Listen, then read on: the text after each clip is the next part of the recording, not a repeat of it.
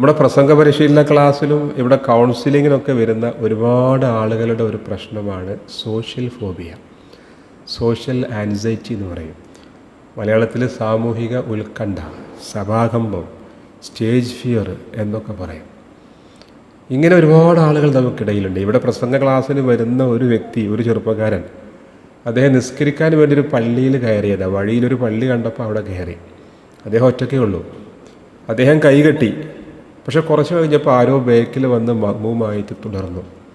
അപ്പോൾ അദ്ദേഹത്തിന് ചെറിയൊരു പേടി. പിന്നെ കുറച്ച് കഴിഞ്ഞപ്പോൾ വീണ്ടും കുറച്ച് ആളുകൾ ഇങ്ങനെ. അപ്പോൾ അദ്ദേഹം റുക്കുവിലേക്ക് പോയപ്പോൾ ജസ്റ്റ് നോക്കി എന്നാണ് പറഞ്ഞത്. അപ്പോൾ ബാക്കിൽ കുറേ ആളുകളുണ്ട്. അപ്പോൾ അദ്ദേഹത്തിന് പേടി കൂടി, വിറയൽ കൂടി, നെഞ്ചിടിപ്പ് കൂടി. പിന്നെ സുജൂദിലേക്ക് പോയി.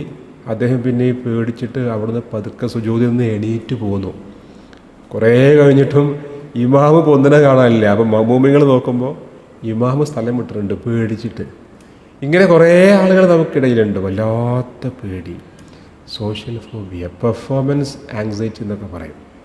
ഇവിടെ ഇന്നലെ ഒരു ഉസ്താദാണ് കൗൺസിലിങ്ങിന് വന്നത്. അദ്ദേഹം ഇപ്പോൾ ഈ റമദാനായിട്ട് തറാവിയൊക്കെ ഉണ്ട്. പക്ഷേ കുറേ ആളുകളുണ്ടാകുമ്പോൾ ഒരു പേടിയാണ്. പ്രസംഗിക്കാനൊക്കെ പറയും നാട്ടുകാർ, പക്ഷേ പ്രസംഗിക്കാൻ പേടി. അദ്ദേഹത്തിൻ്റെ ബിരുദവും ബിരുദാനന്തര ബിരുദമൊക്കെ ഉണ്ട്. എന്നിട്ടും ചെറിയ ഒരു നിസ്കാരപ്പള്ളിയിൽ ഇങ്ങനെ ഒതുങ്ങിക്കൂടുകയാണ്.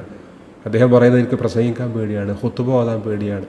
ഒരു മൗലിദിന് പോയാൽ പോലും അവിടെ ഹദീസൊക്കെ ഓതാനും വായിക്കാനൊക്കെ പ്രാർത്ഥിക്കാനൊക്കെ വലിയ പേടിയാണ്. ഇങ്ങനെ കുറേ ആളുകളുണ്ട്, സോഷ്യൽ ഫോബിയുള്ള ആളുകൾ. ഇതൊരു മാനസിക രോഗമൊന്നുമല്ല, ഇത് ചെറിയൊരു മാനസിക പ്രശ്നമാണ്. നിരന്തരമായിട്ട് പരിശീലിച്ച, നല്ല ട്രെയിനിങ് ഉണ്ടെങ്കിൽ, നല്ല പ്രാക്ടീസ് ഉണ്ടെങ്കിൽ, ഒപ്പം ചെറിയ കൗൺസിലിങ്ങും ആവശ്യമാണെങ്കിൽ ചെറിയ മരുന്നൊക്കെ ഉപയോഗിക്കുകയാണെങ്കിൽ ഇത് മാറ്റിയെടുക്കാൻ പറ്റും. ഇതിനൊരുപാട് കാരണങ്ങളുണ്ട്. പ്രധാനമായും ഇവർക്ക് മുമ്പുണ്ടായ ചില അനുഭവങ്ങളാണ്. മുമ്പെപ്പോഴെങ്കിലുമൊക്കെ എന്തെങ്കിലും ചെയ്തപ്പോൾ തെറ്റിപ്പോയി, ചെറുതായിട്ട് ബബ്ബടിച്ചു, ഒരു ചെറിയ പിഴവൊക്കെ വന്നു. അപ്പോൾ ആരെങ്കിലുമൊക്കെ കളിയാക്കി, ആരെങ്കിലും ചിരിച്ചു, വിമർശിച്ചു. അപ്പോൾ ആ ഒരു അനുഭവം ഇവരുടെ മനസ്സിൽ ഇപ്പോഴും ഉണ്ടാവും. അപ്പോൾ അങ്ങനെ ഇനിയും ആകുമോ എന്നുള്ള ഒരു ചിന്തയുണ്ടാവും.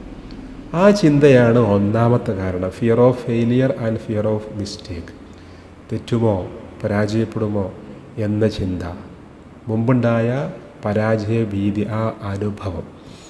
മറ്റൊന്ന് ആളുകൾ എന്താണ് വിചാരിക്കുക എന്ന ചിന്ത.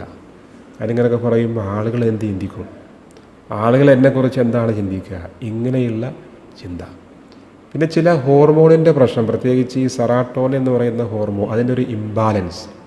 സെറാട്ടോണിൻ എന്ന് പറയുന്ന ഹോർമോണാണ് നമ്മുടെ ഉറക്കം, നമ്മുടെ മനസ്സിൻ്റെ ഒരു ശാന്തത, നമുക്കുള്ള ആത്മവിശ്വാസം, അതുപോലെ തന്നെ ധൈര്യം, ഇങ്ങനെ പെർഫോം ചെയ്യാനുള്ള ഒരു കോൺഫിഡൻസ്, ഇതിനൊക്കെ ഉതകുന്ന ഒരു ഹോർമോണാണ് സെറാട്ടോണിൻ. അതിൻ്റെ ഒരു ഇംബാലൻസ്, അതുമൂലവും ഈ ഒരു ചെറിയ പ്രശ്നം ഉണ്ടാവാറുണ്ട്. പിന്നെ ചില ആളുകൾക്ക് എല്ലാം പെർഫെക്റ്റ് ആവണം എന്ന ചിന്തയാണ്. എല്ലാ കാര്യവും ചെയ്ത് പെർഫെക്റ്റ് ആവലാണ്, പെർഫെക്റ്റ് ആയ ശേഷം ചെയ്യലല്ല. അപ്പോൾ ഒരു പെർഫെക്ഷനിസം എന്നുള്ള ഒരു പ്രശ്നം, ഒരു തരം പ്രശ്നമാണ്, ഒരു വൈകല്യമാണ്. അപ്പോൾ ഇങ്ങനെയുള്ള പ്രശ്നമുള്ളവർക്ക് എപ്പോഴും മറ്റുള്ളവർ എന്നെക്കുറിച്ചാണോ ചിന്തിക്കുന്നത് എന്നൊരു ചിന്തയായിരിക്കും, ഒരു തോന്നലായിരിക്കും ഇവർക്ക് എപ്പോഴും. അതുപോലെ ചിലപ്പോൾ ഒരു വിറയലുണ്ടാവും, വായിൽ വെള്ളം പറ്റും, വാക്കകത്ത് കുടുങ്ങും, ചിലപ്പോൾ ഹൃദയമിടിപ്പ് കൂടും, അനാവശ്യമായ നാണവും ലജ്ജയൊക്കെ ഉണ്ടാവും, ആളുകളെ കണ്ടിൽ നോക്കി സംസാരിക്കാൻ പ്രയാസമുണ്ടാവും. ഏതായാലും ഇത് മാറ്റിയെടുക്കണം. ഇതൊരു മാനസിക രോഗമൊന്നുമല്ല, ഇതൊരു ചെറിയ പ്രശ്നം. നിരന്തരമായ പരിശീലനം കൊണ്ട് ആർക്കും ഇത് മാറ്റിയെടുക്കാൻ പറ്റും. അപ്പോൾ ഇതിന് ആദ്യമായി ചിന്തിക്കേണ്ടത് നോബഡി പെർഫെക്റ്റ്, ഒരാളും പെർഫെക്റ്റ് അല്ല. എല്ലാവർക്കും എന്തെങ്കിലുമൊക്കെ കുറ്റങ്ങളും കുറവുകളും ഒക്കെ ഉണ്ടാവാം.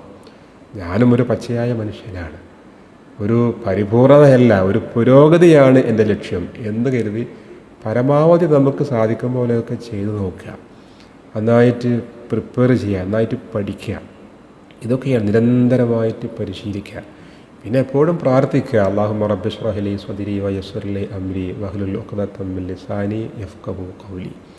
മൂസാ നബി അലൈഹി സ്വലാത്തു വസ്സലാം പ്രാർത്ഥിച്ച പോലെ പ്രാർത്ഥിക്കുക. ആവശ്യമാണെങ്കിൽ ഒരു വിദഗ്ധമായ കൗൺസിലിംഗ്, ഒരു CBT, കോഗ്നിറ്റീവ് ബിഹേവിയർ തെറാപ്പി, ഇതിലൂടെയൊക്കെ മാറ്റിയെടുക്കാൻ പറ്റും. ഏറ്റവും പ്രധാനം നിരന്തരമായ പരിശീലനമാണ്. എല്ലാവർക്കും സാധിക്കും, ഒരു സംശയവുമില്ല. ഈ അനാവശ്യമായ ഈ നാണവും ഈ ലജ്ജയും ഈ മറ്റുള്ളവരെന്ത് വിചാരിക്കുമെന്ന ചിന്തയും ഒക്കെ നമുക്ക് മാറ്റിയെടുക്കാൻ പറ്റും. ചിലപ്പോൾ പാരമ്പര്യമായിട്ടാവാം, ചിലപ്പോൾ എന്തെങ്കിലുമൊക്കെ ഞാൻ പറഞ്ഞല്ലോ നമ്മുടെ ഹോർമോണിൻ്റെ തകരാറാവാം. അപ്പോൾ ചിലപ്പോൾ എന്തെങ്കിലുമൊക്കെ ചെറിയ മരുന്നുകൾ ആവശ്യമായിട്ട് വരും. ഏതായാലും മാറ്റിയെടുക്കാൻ പറ്റും. എല്ലാവർക്കും നന്നായിട്ട് പെർഫോം ചെയ്യാൻ പറ്റും. ഒരു സംശയവുമില്ല. അല്ലാഹു തൗഫീഖ് നൽകട്ടെ.